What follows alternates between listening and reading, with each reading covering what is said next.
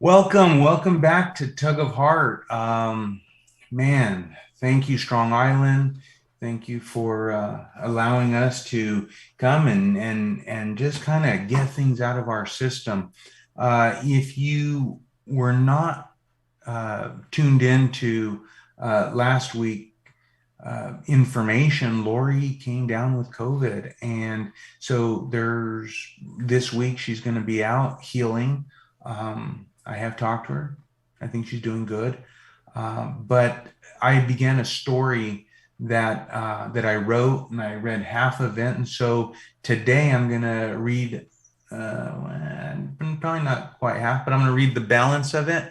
And again, like, comment, critique. That's what we're here for as we sort things out. So let me just jump back into the second half. With a new day awakening me, I'm groggy as I'm not used to this kind of sleep. I hear the TV low and make my way to the living room where I find cartoons on and Maricela cooking in the kitchen. I enter and offer assistance, but Maricela will not listen. She puts me on the couch and puts the homemade quilt over me and goes back into the kitchen, turning the TV up just a little bit before she disappears. I hear all sorts of sounds coming from the kitchen and even a couple of words that don't sound happy at all. Within minutes, Maricela comes from the kitchen with the little table that I've seen before and puts it in front of me. In an instant, she returns with oatmeal that already has butter, milk, and some honey, and also freshly made tortilla. She pulls a little bottle from her apron and sprinkles some cinnamon on the oatmeal. She looks at me and points to the cross and bows her head and waits. I say the prayer this time. She recognizes Amen and repeats it after me. She looks at me with a long pause and then she opens her mouth to speak. My English, poor. My gifts, so small. My home, yours. She leaves and closes the bathroom door behind her, and I just sit in amazement at how things have changed in 2 days. I clean the dishes and get dressed. Maricel is still in the bathroom, so I take my time and make the bed extra nice and let myself into her room and make her bed too. Maricel looks so beautiful when she finally emerges from the bathroom. I'm waiting with a pleased smile and tell her how nice she looks. She doesn't know what I'm saying, so I take her hand and twirl her around and whistle. With my hand raised, I make a signal for her to stand still and go to what has become my room and return to place a dab of perfume behind each of her ears as she did the night before. She releases a tear. I don't wear any as I can smell her and I don't want to waste it. We leave the house in the van and I don't even know where we're going. I don't even ask. We stop at a used clothing store where Maricela obviously knows the owner. Patiently, I listen to them trade rapid conversation and a couple of laughs. Taking me by the shoulder, I'm placed in front of three mirrors arranged in half a circle. And they look at this and look at that, measure my waist, and talk a little. I even start to look at myself in the mirror for the first time. These mirrors are so tall. In what seems like an instant, they return holding armloads of clothes. They pull a curtain aside and motion for me to begin trying things on. I spend what must be a couple of hours trying things on and watching as their expressions range from frowns to smiles and then the remarks. After all is said and done, 3 pairs of pants and a half dozen blouses are chosen. I'm exhausted. We stop at J.C. Penney and pick up underwear and socks and a new pair of shoes. God, what's taking place here? I keep refusing the purchases, but Maricela waves my remarks away and continues to pull fives and tens from every hidden pocket in her purse. A final stop at a grocery store and go home now, Maricela tells me. I fall asleep in the van on the way home as I play the word home over and over in my head. I wake to find that it's late afternoon. I must have slept all day. Like always, I hear Maricel in the kitchen making noise, and I wonder if I was dreaming. There on the chair are all the clothes purchased today, only folded. As I lift the first garment, I smell it, and I know that Maricela has already washed them and folded them, even the socks and underwear, which were brand new. I stumble to my feet. How did I make it in the house? I don't even remember walking in. As I enter the kitchen, Maricela says, "Good morning, tired one." She smiles and we begin our talk, knowing we won't understand a word that is said, but don't really care. God, as I slip beneath the sheets that invite me to let my guard down, how am I to know that it won't be taken from me?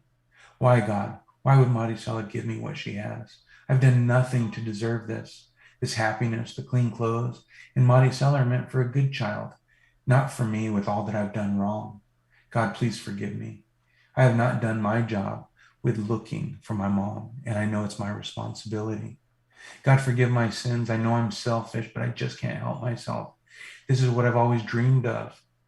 You may want to take a look at me down here. I'm the little one, staying in the small house with Maricela. She actually put my papers on a refrigerator. God, I know that accepting these gifts is wrong, and I don't have any way to repay them. Why can't I just do the right thing? If this all goes away tomorrow, I want you to know that I'm truly sorry for taking such enjoyment in this sin. God, it's just that I've never slept so good, and the clothes smell so nice. Don't even get me started on the food. Maricela is a wonderful cook, and she always lets me know happiness. I don't even know what she's telling me, God. Can you see why it's so hard for me not to sin? I know when I get dressed tomorrow, I'll be committing yet another sin as I enjoy the clothes that Maricela bought for me today. I just can't help myself. Please forgive me. Somehow I manage to open my eyes because there's something tugging at me. At first, I try and ignore it, but whatever it is has decided not to give up. Fully awake now, I sit up and wonder what it was. Looking around, I can't see anything in the dimly lit room. I'm guessing that if there was something here, I'd see it with the new nightlight. I guess I'll go back to sleep. No sooner does my head hit the pillow, and suddenly I realize what it was. It's my abandoning my mom. Why have I done this? Without realizing what I'm doing, I start getting dressed, not in the clothes that are new, but in my clothes, with my shoes. I head to the front door. I don't even bother to take my note from the refrigerator. As I open the squeaky door and feel the bite of the cold air in my cheeks, I know what I have to do, the right thing. With the door closed behind me, I turn around to begin my search for my mom. Maricela is standing there with her keys in her hand and wrapped in the homemade quilt that hangs neatly over the couch. I take you wherever you need to go. She hands me a banana and opens my door of her van. Inside, with the van running, Maricela smiles and asks, "Where we go?" I shrug my shoulders and Maricela says, "Okay." Backs out of the driveway. As we drive by the school, it's as though Maricela knows what I'm looking for. We drive up and down city streets, in and out of motel parking lots, and even past the one we were staying at only a few nights ago. Out of nowhere, I spot the car whose driver has a scar across his cheek. Windows down and no one in sight.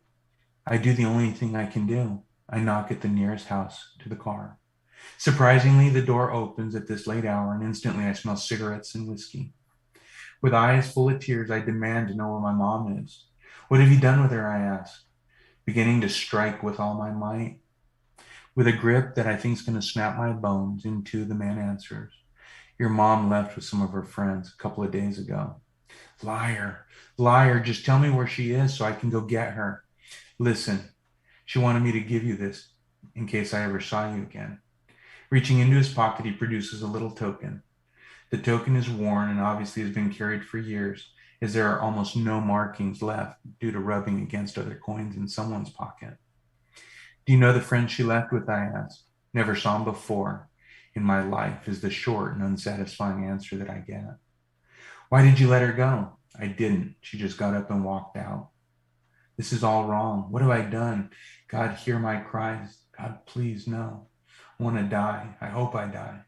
If only I could take my life right now. Back in the van, a feeling of loneliness washes over me. I spent so much time alone, but never like this before. I'm really all alone. The only calm person in the world right now is Maricela. She looks straightforward and drives. Maricela doesn't drive directly home. She drives around for a while with no sense of urgency at getting anywhere special.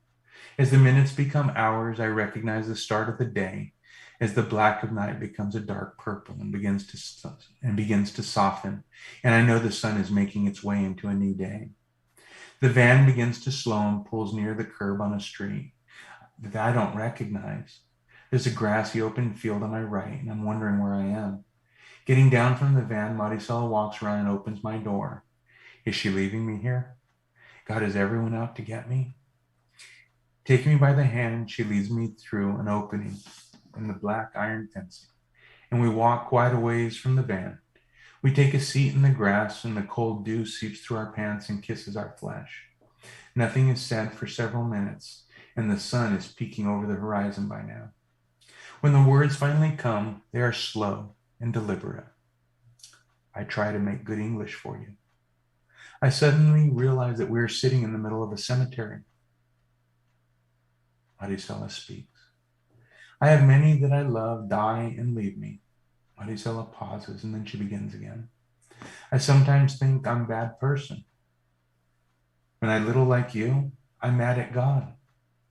Today, I think it takes more for those I love to be here for me than for I let go. I pray so long to know why. The answer, because good things coming. I'm not smart, lady, but I have good heart. I help any way that I can. You already give me so many happy smiles. I not know how to fix, but I stay in fight for life as long as you need. Little one, it's not hard to be here. It's so hard to be there. There, the place without you. Little one, you give me so many, how you say, happy heart times. I ask God why I deserve this. I'm not a good person for you. I ask God how you have no place when you so importante. God make gift for Maricela when you say hi. God forgive Maricela for everything and answer prayer. Maricela not know how come, but Maricela know, little one, gift from God. That's it. Nothing more is said. The birds are chirping and the sun has warmed the earth, and only my memory reminds me of hard times. Maricela never says another word and sits silently as I reflect on her words. God, is Maricela my gift? God, is Maricela? The question fades and I start to think about what to do now. The silence breaks when I finally say, Maricela, I'd like very much to stay in my room, if you don't mind. I want you to know that I'm grateful for the clothes you bought me the other day. Maricela, I can't stay with you if I can't pay my way. What can I do to pay my way? I know I'm not your responsibility. Maricela turns and faces the sun and closes her eyes. She tilts her head and lets the warmth of the sun bathe her face. I've noticed how much natural beauty she has. She's glowing. Maricela opens her eyes slowly and turns to face me. The words are clear. You pay your way by helping Maricela close cafeteria after last class. Maricela also need help at home. Many weeds in yard. Too many for one lady. Only thing Maricela need? Little one need to take Espanol because Maricela too old to learn how to make English. With my jobs clearly defined, I feel secure knowing that I will be able to pay my way. I stand up from the grass and help Maricela to her feet too. Without any thought at all, I hug Maricela. We return to the van and go home. Yes, home. Arriving home, I fall through the front door and without a word, climb into my unmade bed. I will never leave my bed unmade again. It's my bed. It's going to be part of my job. I won't even make Maricela ask. I'm just going to do it. I begin to think about my jobs and fall asleep before I can even begin. I would have stayed asleep if it weren't for the gentle nudge. I already know where I am. I'm in my room. Maricela tells me that I've been asleep all day and I must eat something before I make sleep again. Make sleep again. I like the way that sounds. I get up, make my bed as promised.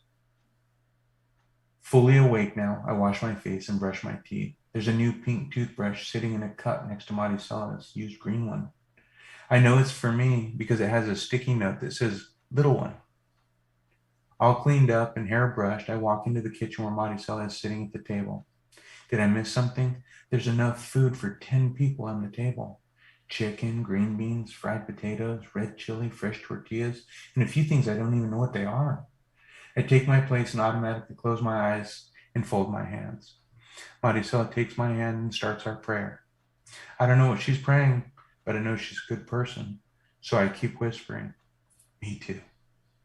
The prayer is longer than any I've ever said, and it makes me wonder what my prayers are missing. And if I added these missing parts, if life would look different. I know I won't figure it out tonight, so I'm going to eat. After dinner, the dishes are done in what seems to be a normal fashion. Maricela washing and me drying and putting away.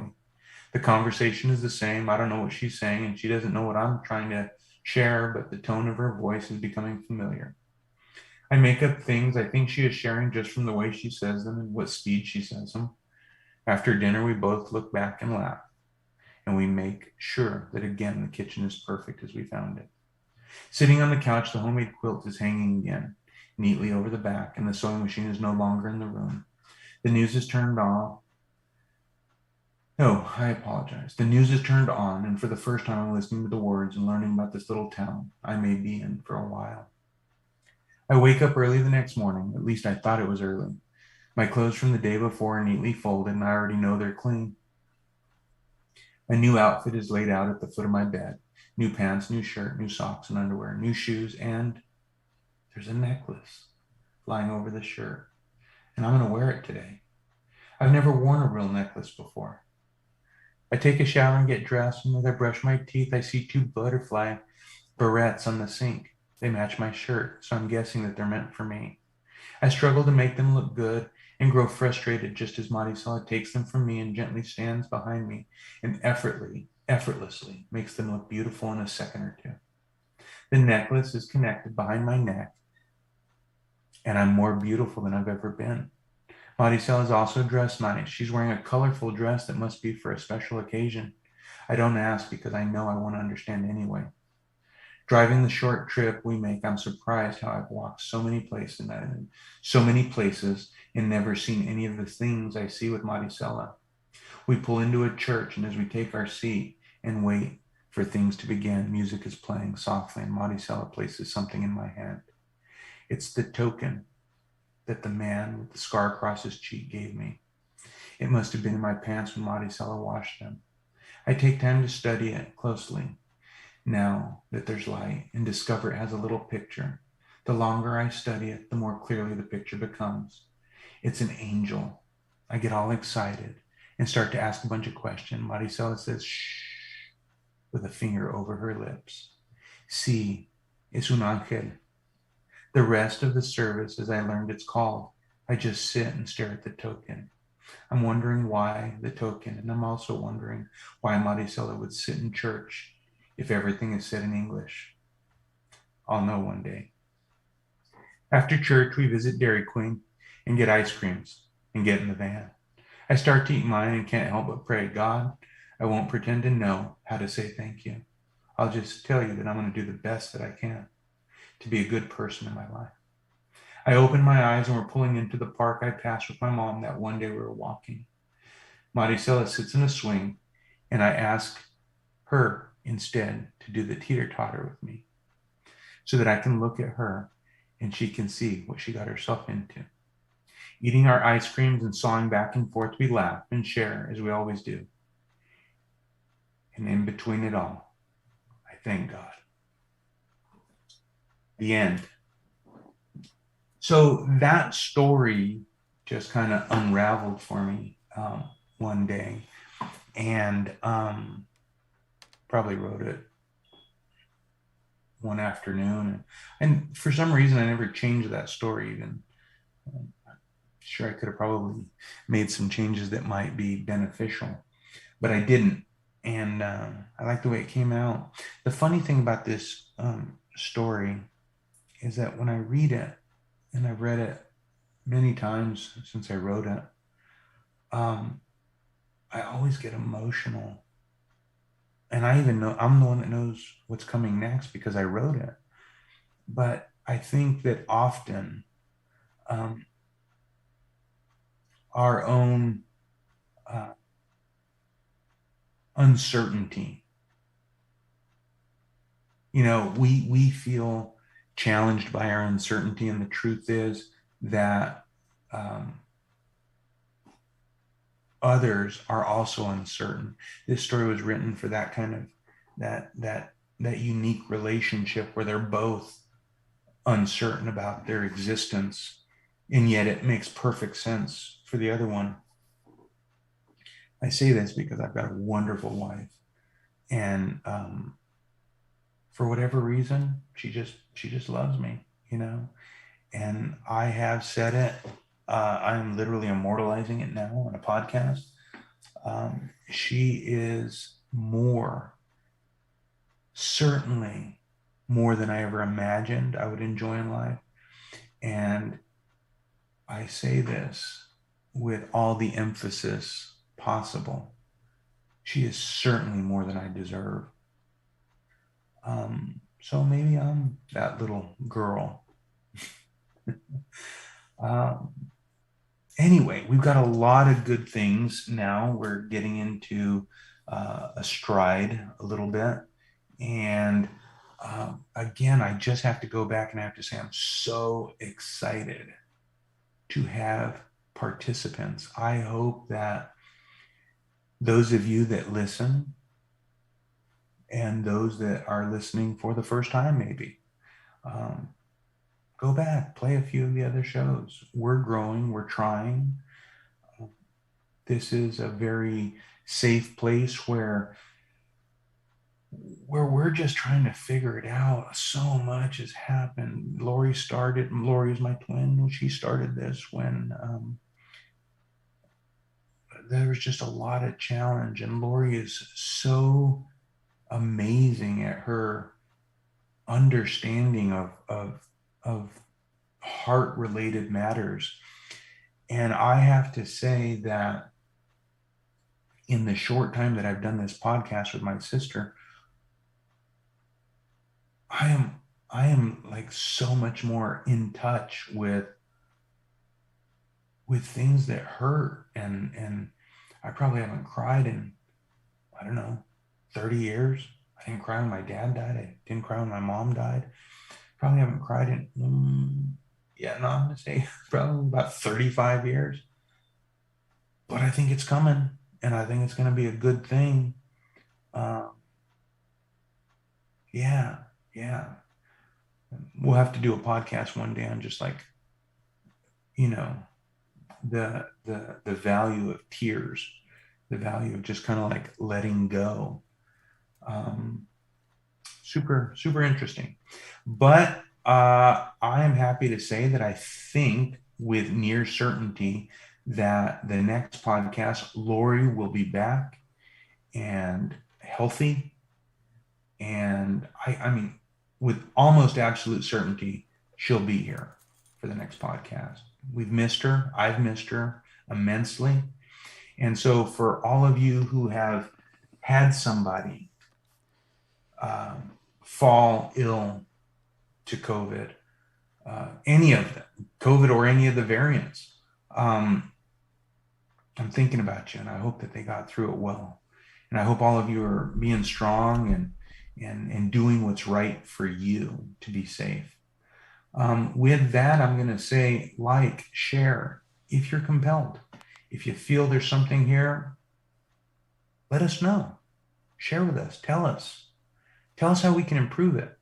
Tell us how it would make more sense. Tell us we're wrong. That's what we're here for. So, Strong Island, always can't thank you enough. Have no idea. You're definitely doing more than you can imagine for us. And I bet that's equally true for all of your shows. Look him up.